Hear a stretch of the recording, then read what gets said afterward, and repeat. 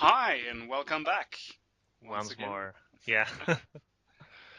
This week we have a match between me, Goodman, and Andreas Kanzr on the Spoils chat room. Yeah, or I think it's Adeka on the forums. He has a different username there. But yeah. Madness. Yeah. We always call him Cancer, so. Yeah. Uh, And I think this is a game of full constructed. yeah, it's a full constructed game. I'm pretty sure everything's allowed in this setup. Yeah. I know for a fact that I'm playing a deck that I more or less just wanted to try out a card that I haven't played with very much. So this is a Golden Charm deck, and Yep. more or less everything is built around playing Golden Charm efficiently. Yeah. Or rather drawing cards and searching a lot of cards Yeah, and exactly. getting a huge hand. So here we see the multi-attachment man. When he's destroyed, you get to search your deck for an item. So already getting the searchers there. Yeah, And we see a heavy thresh opener for Cancer on the other side, yeah, Crest of Deception and a Treachery. yeah. I start with another elitism, and I more or less have threshold for most things in my deck by this point in time, and I play my Golden Charm. Yeah. So if the multi attachment man is destroyed, which we can almost assume that he will be from the Crest of Deception, you'll get to search your deck for an item and draw a card for that one resource you have left. Precisely. And that's the reason why I also didn't play Golden Charm the first turn. Because I wanted to be able to swing with multi-attachment man before he dies. Yep. Yeah, I think it's the correct way to do it. Yeah. But we don't see any more deception, but rather a face down and two Thebashite Assailant. Yeah. And a And a Drygulch. Dragulch. So there will be no searching and no drawing cards, since he is removed from the game instead of destroyed. But as I can see that Andreas doesn't seem to be playing too much rage in his deck, I can assume that he doesn't have a lot of item destruction besides blow up. Since Yep. both Hammer Smash and Plunging Shriver, which most people play, have 2 in threshold. Yes, exactly. So you draw a card from the search from the toolbox elf, and you also search for a Vorpal sword. Yeah. I mostly do this because the Warpole Sword is always good for me to have face down, and I get another resource. And Yep. I mainly play the Golemizer on the Fabo side because I want more resources. And they don't really have that much speed at the moment, so I might actually be able to kill them off quite quickly. Yep. I mean, either way, it's slow removal. Even if it destroys the item, you'll be gaining it as a resource. If you dry gulch the character, then you're off to a pretty good start. He has to be very desperate for you not to gain resources Yeah, precisely. if he does that. And there's the token. I was just really slow since I thought I should shuffle my deck before I placed it. But there are 2 different speed classes, and I believe I'm just gonna block since I just want my toolbox elf to die in this moment. And Andreas does the correct play and plays a resource, I believe. Yeah, Face down. it face down. No. No, face up. Oh, right. Andreas misplayed here. So he lowers the health of the toolbox elf. He was supposed to play face down. He tells me this actually when I point out to him that I assign my damage, and he reacts to this. Yeah. Yeah, so that was quite a mistake actually. If he would have played it face down, both of his guys would have lived. Your guy would have died, and he would have gotten the damage through. Yeah. But I believe I choose to actually kill off my guy that has the Golemizer. Yeah, I think killing the other guys is the better option, even if you're really. I mean, you get one resource from the Vorpal sword either way, and that Thebashite assailant that you didn't kill off will be a threat later. I believe that the way I actually thought it was worth it was that I was thinking I can Warple Sword him during my turn, or during Andreas' turn for that matter, since he only has 2 life on the Phaebosite at the moment. Yeah, but at the same time, you'd be Yeah. I pay you 1 extra for my you Dowsing Cleric here yeah as well to draw another card. yeah. Since you search your deck for a resource.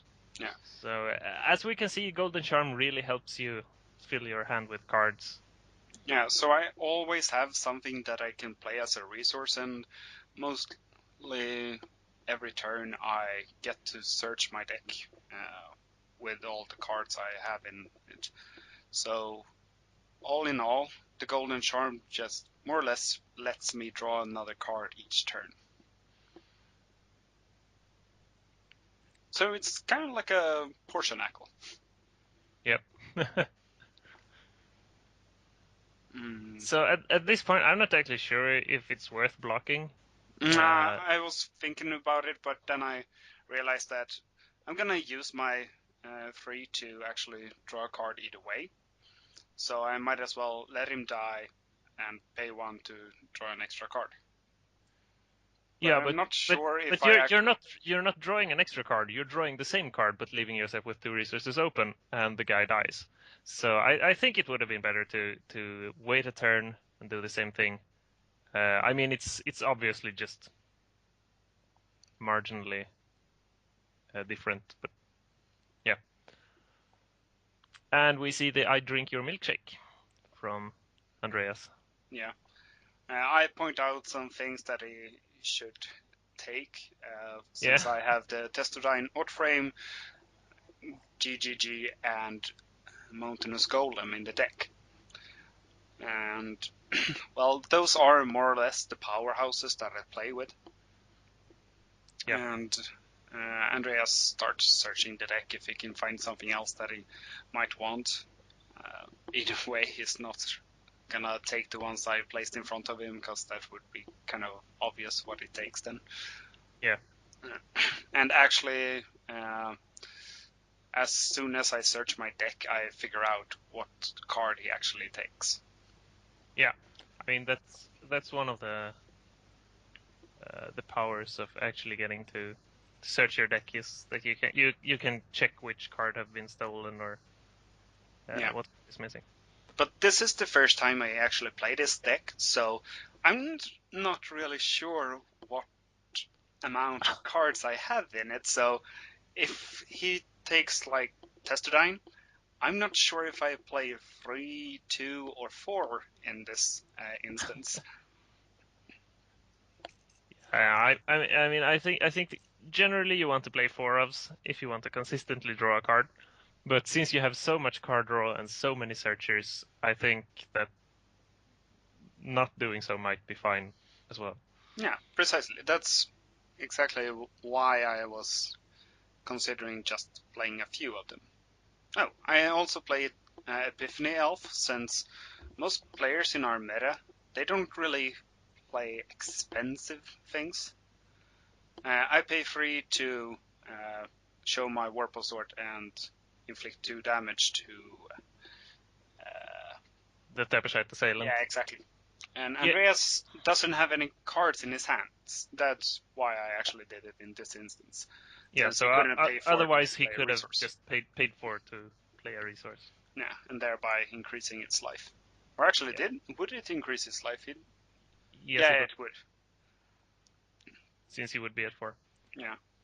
Andreas starts his turn by drawing a few cards, and then he passes the turn, I believe. Yep, typical Andreas plays. No, actually, I didn't. Ah, He asked me how many resources I had. So he plays a round breasticles. delicious breasticles.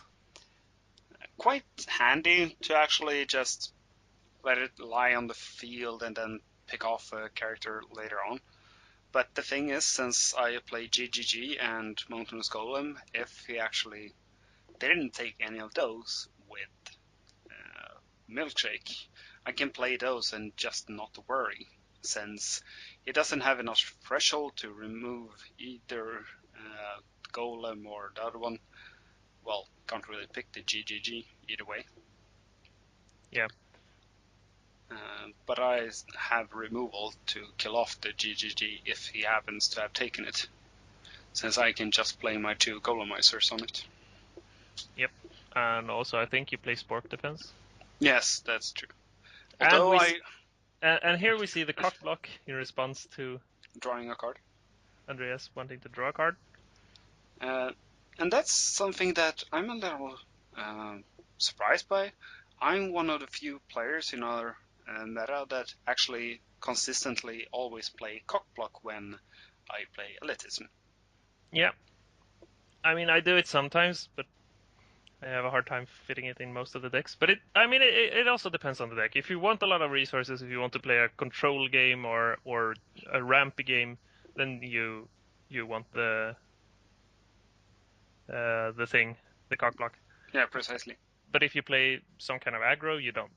Yeah. The reason why I fast forwarded there was because I more or less just sat and counted all my cards. I checked which card he drew.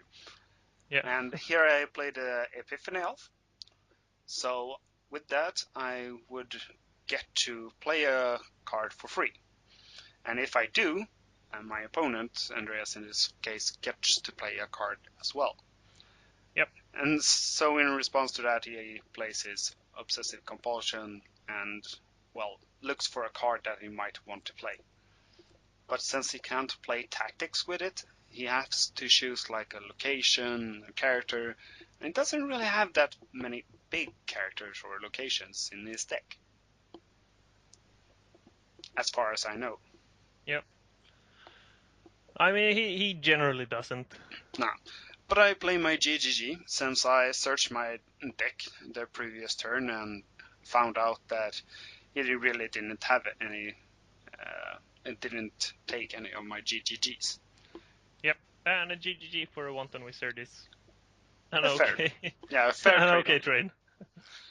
I found out that he has taken my Mountainous Golem, or he has most likely taken it.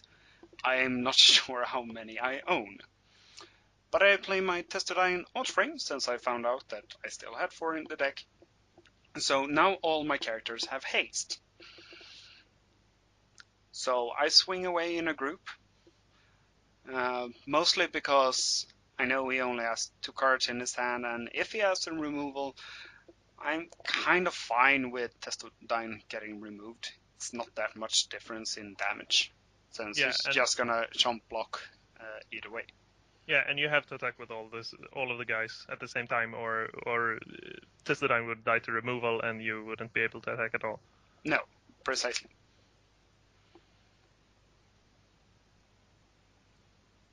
And there's some thinking going on. Yeah. Which is. But I must admit kind of that, usual. Yeah. Either way, I think that the correct play here would just be play some removal on Testodine, just get it off the field, and then just block with a Wanton Wizard. Doesn't really matter that much. Yeah, I mean, I think, yeah, you definitely want to block the attack in some way. Well, yeah. Otherwise, it's 12 damage, and if you don't remove the Testodine. Yeah. The Testodine swings for 5, right? No, I think it's 4. I'm not sure. 4 or 5. 5. Yeah. Either way, it's speed 4, so it's a different speed class, so it needs to go. Yep. And we see the Chaos Law here. So it removes the 2 tactics in his discard pile that was left there. Yeah. To search his deck for a card that costs a tactic that costs 2 or less. Yeah. I'm assuming it will be a Drag Gulch. And you get to draw a card since you have the Golden Charm out. Precisely. And he searches his own deck. That's actually quite important to remember, that if you have Golden Charm out and he plays like Essence of Deception or I Drink Your Milkshake, he gets to search your deck, which is fundamentally different. Yep. So you don't get to draw a card when he searches your deck. Yeah, and so he kills off the mouse strategist, letting you draw a card. I think this is the obvious choice. Yeah, it's kind of basic. Yeah, I mean the card in hand is probably worth about as much as the guy on the field, but at the same time, a guy on the field adds to the pressure. Yeah. And at the end of the turn, he plays IOing for his last resource. Yep, IO in the convex. Precisely. So we'll see if he gets to draw a card from the IO in here. And he rolls, and no, he doesn't. Andreas is. It doesn't really have that much luck when it comes to getting to draw cards with IOing. Well, not against you at least. No. So here we see the Forny Caves. Thereby rendering my GGG almost useless, since Yep. it actually gets killed in combat by IOing. Yep. And Yeah. I think we even see the. Right, so we see a Tactician Vacation here. Yeah, I explained to Andreas as well. Tactician Vacation do not have flip up. Yeah. And does not cost 2. Yep. So we see the Super Shiny Caltrops of Doom killing off the thing, Yeah. the guy. I think. Apparently Andreas has also paid too little at this moment. Yeah, I mean it was the thing with Tacvac. yeah Either with way. Tacback. Yeah, he paid 1 resource. Either way, I don't think it would have changed the outcome of this game. So yeah. I'm not really that concerned about it. Either way, Andreas remembers that the breast calls are supposed to have a token and he passes the turn. Now the question is, do I remember to use my cock block on Roundalicious breast calls? Yeah. I mean, Cockblock is obviously very, very good against cards that destroy themselves as a part of the ability cost. And we see another GGG. I think this is probably not the best time to play it. Oh, although you had the that thing, Epic Dude the Maker. Epic Dude Maker, making him larger so he can survive both Iohain and Caltrops and stuff like that. Precisely. And the reason why I didn't put it on the Epiphany Alpha is that Andreas has 5 resources left, and he could have had any kind of removal on his hand. Yep. And also he has the breasticles, which is almost at 5. Precisely. But Andreas plays Blow Up on my Epic Dude Maker. Yep. Which So was there great it timing was. for him. The item removal of Warlord, obviously very good. Yeah. I'm a little mixed about if I should have played the Epic Dude Maker on the Epiphany Elf first to see if he played in removal on it. But thing is, I just wanted something to, apply more pressure. Yeah. And I can't really play like he has item removal on his hand all the time. I need to play cards that I actually get, since I have resource advantage in every way. Yep. And he actually gets to draw for Iron. Free cards. Whoop, whoop. Free cards for everyone. And he plays a Deception. Yep. And I'm guessing I guess we both just assumed that he lowers the life of Epiphany Elf. No, I think he actually forgets. And what Because will he do? because it's optional to lower the life of a character. Yeah, that's true. Mostly since we're kind of relaxed in our playgroup, we have a tendency to allow certain misplays and just retroactively say, yeah, it's fine. So he pays 2 for Dark Awakening, picking the blow up.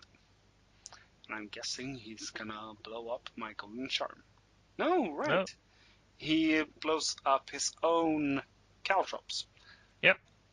So that he actually and flipping it down and then playing it again.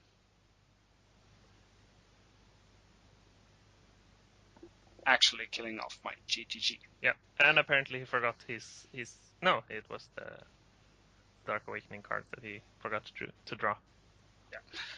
And so a second GGG bites the dust. And I was actually hoping that he would destroy my Golden Charm when I saw it. Since I'm fine at this point in the game to actually lose my Golden Charm, since either way I already have an advantage. I believe I have 3 resources more or something like that. But I swing away with my Epiphany Elf and discard For a card. Vorpal Sword. Yeah, precisely. And for some reason I don't remember I have Cockblock and allow the Breasticles to actually steal it. Yep. So yeah, misplay for my part there. And I actually also think you drew a cockblock there. Yeah, I did. So yeah, just a bad play from me, and I passed the turn. Andreas plays out another Fabicite and swings away for 2 with my own character. Yeah. Andreas has actually become quite a good player recently. Or, well, recently, he has been for quite some time. Yep. He also have a very different approach to the game than most of the players at our store, which I think is really interesting and also good. Yeah, precisely. I play my Clockman Junk Picker, one of the better acceleration cards from Shade. Yeah. Since it searches for any kind of item, and mostly it's a sport defense in my case at least. Yeah, I mean it's usually spork defenses or rocket launchers. Yeah, precisely. Something that has flip up and is a removal. And I play another mouse strategist, and all in all, this playing just these 2 cards gives me 2 cards extra in my hand, and a resource and a staple resource to my hand. So it's kind of cheap to actually just out of the blue getting 4 cards. Yeah. We see that I have another GGG on my hand, but since he still has Caltrops, I'm not really that fond of the idea of playing it out. Yeah, Just yet, and at least. Savage Assailant is also kind of good against GGG at this point. Yeah, since it's still a 3/3/5. Yep. Although two hits from the Vorpal Sword will kill it. Yeah, but I'm not really certain that I think it's worth it at this point. Andreas attaches Caltrops to my most strategist and start his turn by playing Deception, thereby killing it. And flipping down his own Caltrops. So now I know he has the removal for my GGG. Yep. And it feels so wrong to know that GGG gets removed by a simple Caltrops. Yeah, well, Caltrops is good, especially with Fornicaves. Yeah, it's a good combo. And for those of you that don't play with the seed cards, Fornicaves makes all characters' life basically 2. There is a mathematic formula.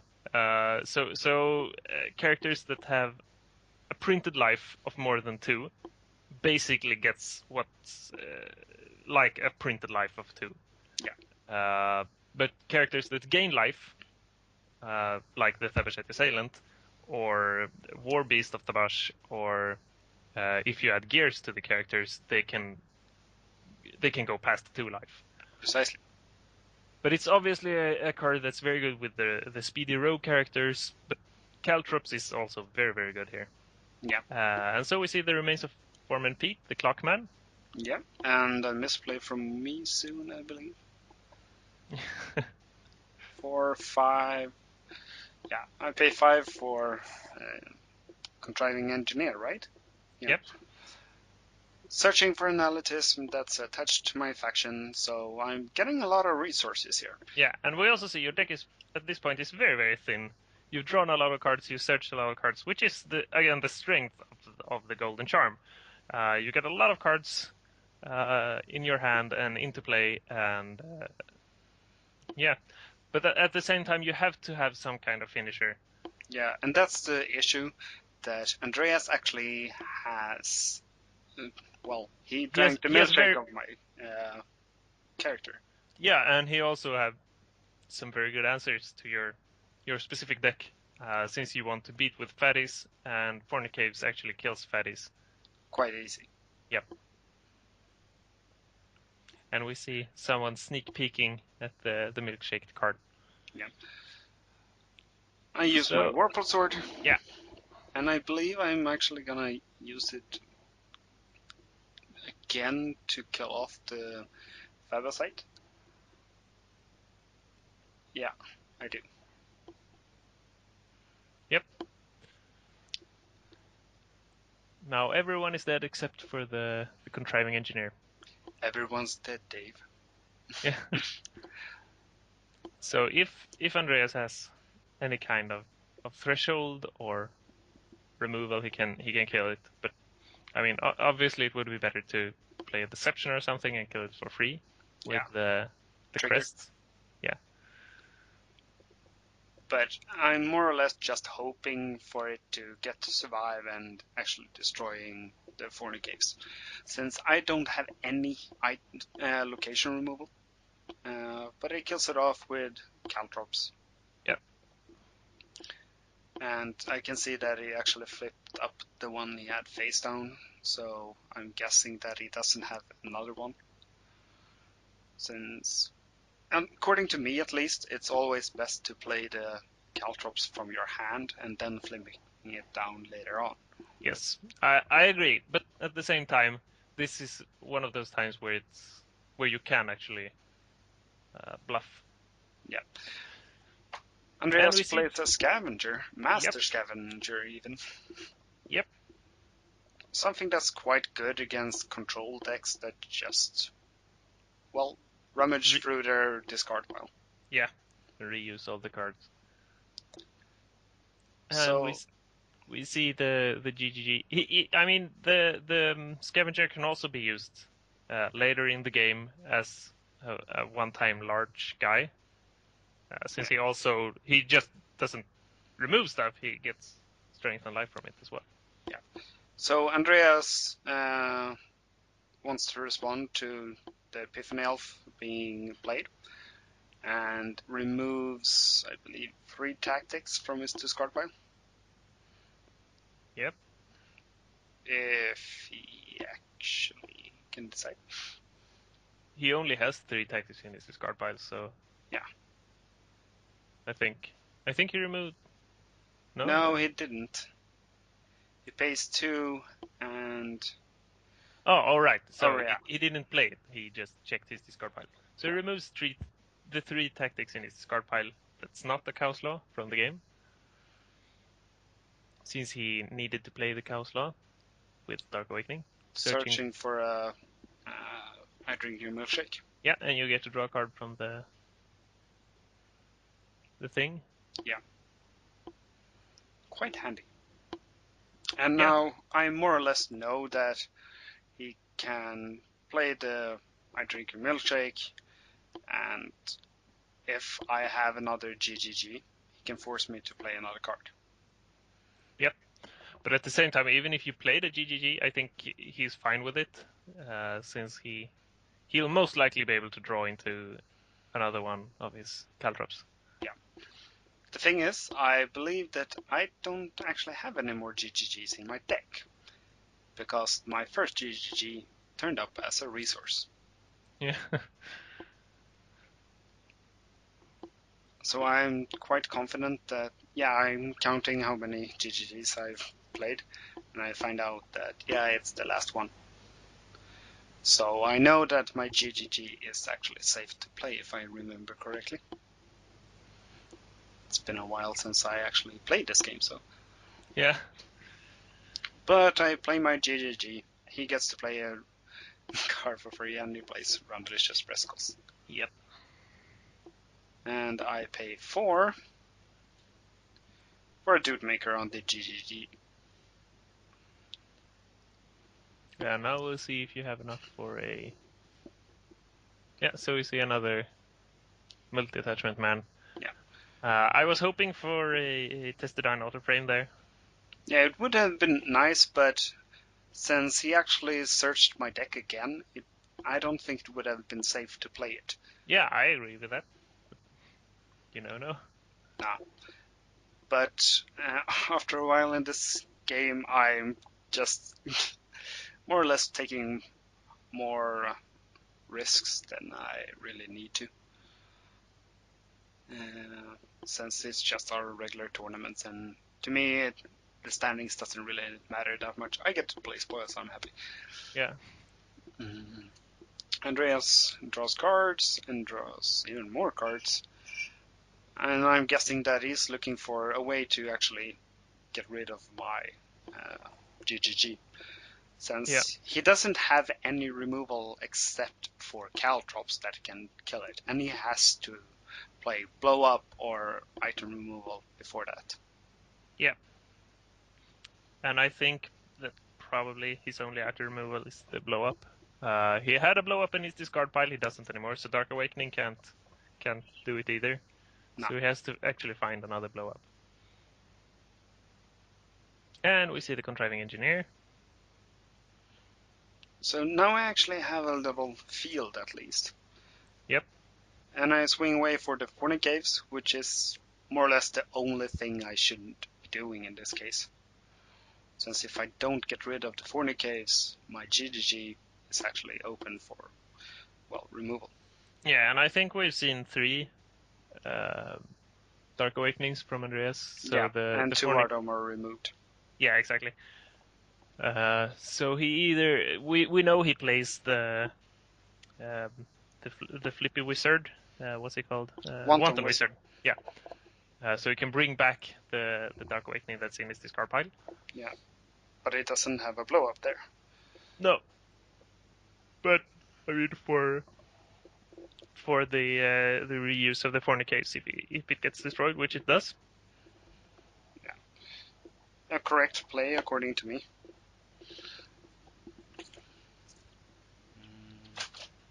Yeah, and once again the Breasticles missing tokens. Yeah, exactly. But I swing away with my GGG.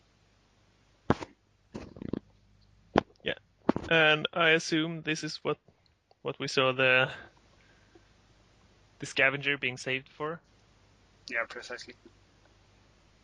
And so we have Andreas wanting to play 2 to attach the Caltrops Yeah, to and I the. play cock block in response. He doesn't respond and attaches it again, and I play another cock block. Yep, both from your hand. Yeah. So if he now plays phase 2 to attach it again, it's just gonna get destroyed. He's not Yeah, gonna be able to save it. yeah, exactly. So at this point you don't attach it, I think. I mean, or well, it depends actually. If you think you have a better chance of destroying it later, or reusing one of the Dark Awakenings. So I think actually just killing it off might be a viable option, since it might be better off in your discard pile than in play actually. Yeah, that might be true as well. But he only has one more Dark Awakening. Yeah, but you also probably have 3 more Wanton Wizards. Yeah, that's true. But Master Scavenger dies, and I start swinging away with characters that actually can do some damage to a faction for once. Yeah. And Go Epiphany Elf. yeah, exactly. Elf beatdown. And I still have a lot of resources open, so I could play something else, but I'm not really sure. So I passed the turn at least. Andreas starts off with a deception, and if he wants to, he can kill off my multi-attachment man. The thing is, if he does, I get to search my deck and draw another card.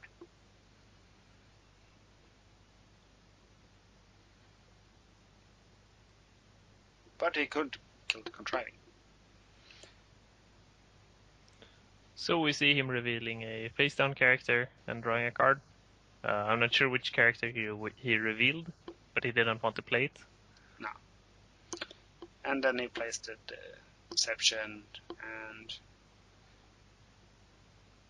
yeah, exactly. Yeah. When he has one free, detaches and pays two. Anyway, he kills off Contriving, which is the correct choice in this matter. Yeah, since the contriving and the multi-attachment man basically have the same stats, or rather they have the same stats once they hit the field. The contriving engineer has done his search, and the other guy hasn't. No. So we see the caltrops being attached to Multi-attachment man. multi-attachment man, and we see a crest of deception being played from the hand. So one gets destroyed and the other stays in play, but he gets the crest of deception trigger, killing off the guy and getting the caltrops back as a resource. Exactly.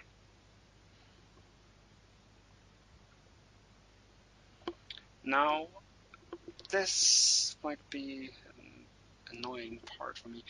Either way, I get to search my deck for an item. So I believe I actually searched for... Remains of Form and Beat? Yeah, precisely, because I noticed that for some reason I'm not playing Hot Pepper in my deck. Which is a stupid thing, since you should almost always play Hot Pepper if you actually play with big characters. Letting them swing twice is a big thing. Yeah. So for those of you that don't know what Hot Pepper does, yeah, it's a seed card. It's a gear that attaches to a guy, gives them 2 strength and 2 life, but it also has the effect that you can destroy it, or rather the ability to destroy it and restore up to 2 characters. So if you have 2 GGGs out, you can attack with one of them, attack with the other, destroy the Hot Pepper, restoring both the GGGs and attack with them once again with each character. So it's a very, very good card for adding aggression. I mean, it's probably one of the more aggressive cards in the game, along with. I mean, Gideon is also aggressive, but not really in the same way. No. With Hot Something Pepper, worth pointing out here, though, Andreas played his Caltrops and inflicted 2 damage to my GG after making sure he played Inhibit on my Epic Dude Maker. So the Dude Maker didn't really give any buffs anymore. Then he played the Fornicates, because he could more or less just see if I had any responses to Caltrops being played, since Elitism and Banker don't really have any responses to a location. Yeah, exactly. So I think it was probably the right. I mean, Hilarious Refrigerator Alarm would have stopped it both points. Yeah, but I'm not playing it in this deck during this week. I added Hilarious Refrigerator Alarm the next week and Hot Pepper, because I noticed, like, oh, I should probably have good cards in this deck as well, and not just everything that searches. Yeah. So the deck became much more stable and actually viable the next week. Yeah. Either way, I'm shuffling through and just counting my cards. Or, well, resources in this case. And I believe I'm checking so that I actually can afford to play my Mountainous Golem. But I know that he has it, or, well, I strongly believe that he has it. Since I think I had 3 in the deck and I only found 2 when I was searching, so I'm guessing it was that. But I wasn't certain that I actually had 3 in it. I mean, if I had 2, which, well, would have been more my style,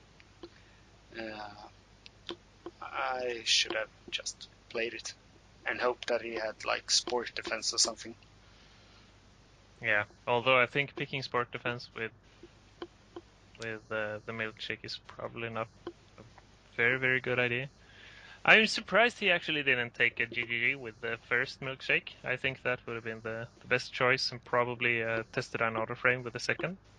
Yeah, if he had picked the GGG, it would have slowed me down quite a bit, since I could just play my regular cards, and he had removal for all the other cards. He didn't have any removal for GGG. It sounds like I stutter when you say that. When you say GGG a lot, it just goes from being a word to being weird noises. Yeah, precisely. Although Swedish is mostly weird noises, so we should be used to that. Yeah, we are. Yeah. Either way, Andreas starts with paying 4 to play a resource, paying 4 to play a resource, and thereby killing my dowsing cleric. And I don't have anything to pay to search, and I don't want to search since I don't have any more elitism in my deck, so I don't really bother. Yeah, so you've searched your deck for all of your resources. You don't have any step resources left. No. So it's just gonna take up time if I search it by now. And by this point in time, I know that I actually believe that we've already called time by this point, or called time during this turn. We should probably start making hand signs or something when time calls. Yeah. Either way, I now know that if I don't do anything, I'm not going to be able to win, and I don't really care that much. So I search my deck and find out that I don't really have anything, so I put a Golemizer on my toolbox elf, because I'm not playing Hot Pepper. Yeah. And also getting two large characters is probably not a, or rather, getting something like the gear thingy, Epic Dude Maker, Yeah. is probably not worth it. And here we see you actually searching your deck, and you should actually shuffle your deck since you technically search it, but you Yeah. failed to find anything. Yeah, that's true. But although the deck was already searched previously and shuffled, so technically, for the sake of random, it doesn't matter. No. But from a rule standpoint, you should have shuffled it. Yeah. But I don't seem to be paying 1 extra to draw extra cards, but I believe that's actually because I just want to play as many characters as I want this turn. Since I need field control in this point of the game, since if it's actually time at this point, I need to start swinging away. He has 15 life, and I only have 2 turns to swing away. Yeah. And well, more or less, if I can't get my characters to become bigger, I'm not even gonna be able to swing away for that. Unless I play a Tesla in order frame next turn. Yeah. And which is I think it's one of the actually one of the strengths of the Gearsmith trade, that it's so explosive that even though if the game goes to time, you always have a chance to win from like basically an empty board. Yeah, exactly. And Andreas plays Master Scavenger. Yeah, he's actually one of the few players at our store that still plays the card. I play it sometimes, but very rarely. Yeah, I play it when I'm annoyed at certain combos. Yeah, Hink, like hink, wink, wink, nudge, Montgomery. nudge. Yeah. Or just Pillaging Pirate, but mostly Pillaging Pirate is enough. You mean opportunistic pirate, right? Yeah, that's true.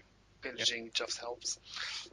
Uh, but I swing away with my Toolbox Elf for the Fornicates. Searching for anything. Andreas blocks, and I ask him if he wants to remove anything, and he just removes 3 cards. Because he knows and I know that I'm not playing anything that messes with my own discard pile. My toolbox dies, and I get another resource. Swing away at the Fornicates. Fornicates dies. Yeah, so I'm assuming the game hasn't gone to time since you attacked the Porny Caves instead of his life, or rather his influence. I think it's gonna go to time quite soon, but I can't remember. Yeah. I believe I'm sort of stressed since I know it's gonna go to time anytime. But I play a GGG and he doesn't have it. And then I proceed to pay 13. Now, if I had just ignored playing that, I might have won, but it doesn't really matter. Or, well, no. Spoiler alert! Although I actually know that I couldn't have win, because I actually think this is my last turn. Yeah, and I think that you actually put your Mountainous Golem in your discard pile, which you can't, like ever. No. Even if it's terminated, it goes to the removed from game instead. Yeah. But here I'm actually gonna do something, I believe. Yeah, actually, that's interesting. Okay. Um, we're gonna make a call back to that Mountainous Golem later. Andreas removes 4 cards from my discard pile to play his Opportunistic Pirate, and I have had 3 resources left. And I have 10 life, so the Mountainous Golem can kill me, although I believe I have a Spork Defense lying in wait just for that opportunity. Yeah, we actually know that you have it since you searched it with the Clockman Spork Picker earlier. Yeah. And we also know that I have 3 other characters which I can block with. So Andreas is starting to check what he can do during his turn to more or less get rid of all my characters. Because he needs to get rid of at least 2 of them, and then maybe play removal on the last one. But he plays the Forny Caves, and well, I can't really respond to that in anyways. He plays his Caltrops, killing off my GGG. And that's my 4th GGG getting killed by Caltrops. Yep. Plays another Caltrops, killing off another Contriving Engineer, or the first one actually. And he's doing some counting. Checking his face downs. Yeah, precisely.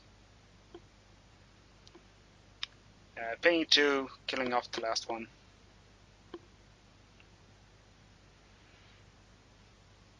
Swings away with the Mountainous Golem.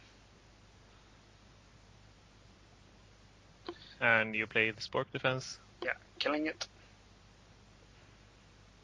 And yeah, I thought this looked weird. He paid for playing a bunch of Caltrops, and then he just attached everything for some reason. Yeah. Yeah, so the GGG die, or rather the Mountainous Golem will die. Yeah. Soon enough. Yeah. And he asks me to count my discard. And here's why. Yeah, but you have 1 extra card in the discard pile, so Yeah, that's true. so it actually didn't matter. No. Since he removed 4 with the Opportunistic Pirate, which one of them was the Mountainous Golem that should have been removed from the game instead. Yeah, exactly. Now, I don't remember what answer I actually have to the Opportunistic Pirate. Right, I don't have any. And he swings away with his Master Scavenger, and there it's game, since we know that he can just remove my... Chew up all your discard pile. Precisely. And even if that didn't work, he had the opportunity to kill me off with Chain Reaction, since he could have played it, destroyed his Forny Caves, destroyed Opportunistic Pirate, and then inflicting 1 damage into me. Yeah, exactly. So, a fine play. precisely. A well-played game on at least Andreas' part. I kind of played shitty, but at least it was a decent deck, and this just proves that Golden Charm might actually be a viable strategy, since most players, for some reason, they don't destroy the Golden Charm. I Yeah, mostly get. I think that's actually once you've seen the power of the golden charm, it becomes a priority to destroy it. Yeah, but most games I've played, I've before the opponent actually gets an item removal, I've gotten to draw at least 4 cards from it, Yeah. and it pays for itself just by drawing 2. Yep. But either way, as we saw here, there are cards that haven't been tested out very much by some of the experienced players, like the golden charm, that actually are quite potent. So just keep building decks, try out new things, and you might find the next big thing. Precisely, but there's not much time left before Holy Heist gets released. I mean, when this gets uploaded, it's about a month until release. Yeah. So So there's then gonna be then a then we'll lot have new some more things things in. to experiment with. Yeah. So hopefully we'll start tossing up a lot of games with the new cards then as well. We, at least here in Sweden, are gonna have a bunch of drafts in the beginning, so we'll probably have commentary on those up during the first weeks during the release. Yep. So until next time, Have fun. play spoils.